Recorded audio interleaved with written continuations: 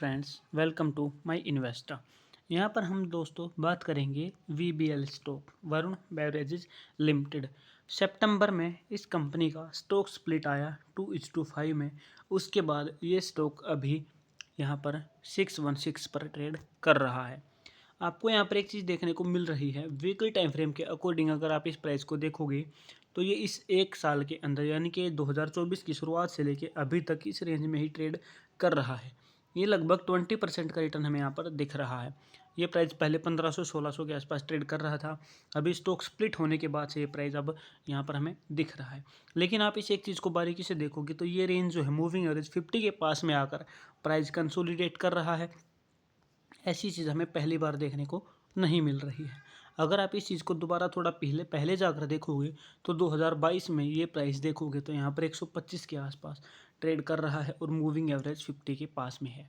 इसके बाद ये काफ़ी ऊपर तक चला गया, बहुत शानदार रिटर्न स्टॉक ने निकाल कर दिए। उसके बाद भी आप देखोगे तो यहाँ पे आप देखोगे 2020 से लेकर इस रेंज में, ठीक है, ये कोविड के टाइम का है, उस समय की गिरावट आप इस स्टॉक में देख सकते हैं। उससे पहले भी अगर आप देखोगे इस चीज़ को बारीकी से तो यहाँ पर भी आपको ये चीज़ दिखेगी।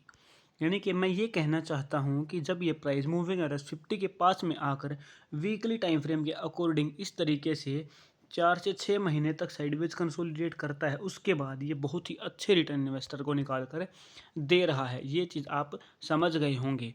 अगर आप इसको डेली टाइम फ्रेम के अकॉर्डिंग देखोगे तो हमें काफ़ी चीज़ें वहाँ पर भी क्लियर हो जाएंगी। तो इसको मैं डेली टाइम फ्रेम में कन्वर्ट कर ले रहा हूँ।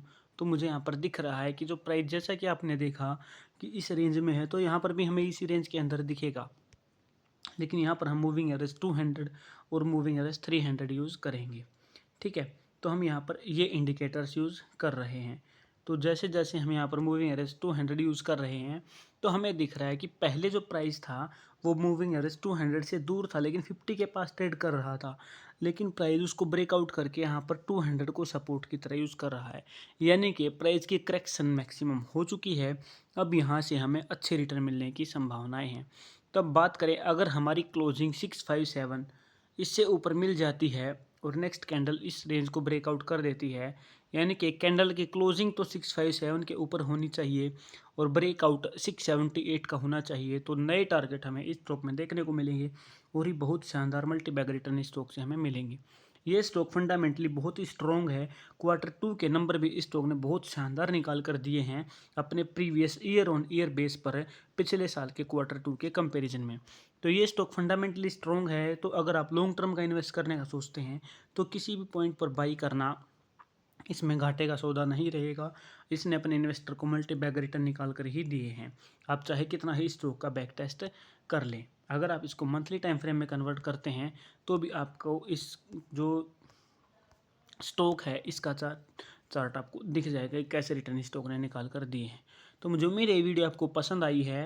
ये वीडियो पसंद आई तो वीडियो को लाइक कीजिएगा और चैनल को सब्सक्राइब करना ना भूलें। Thank you very much.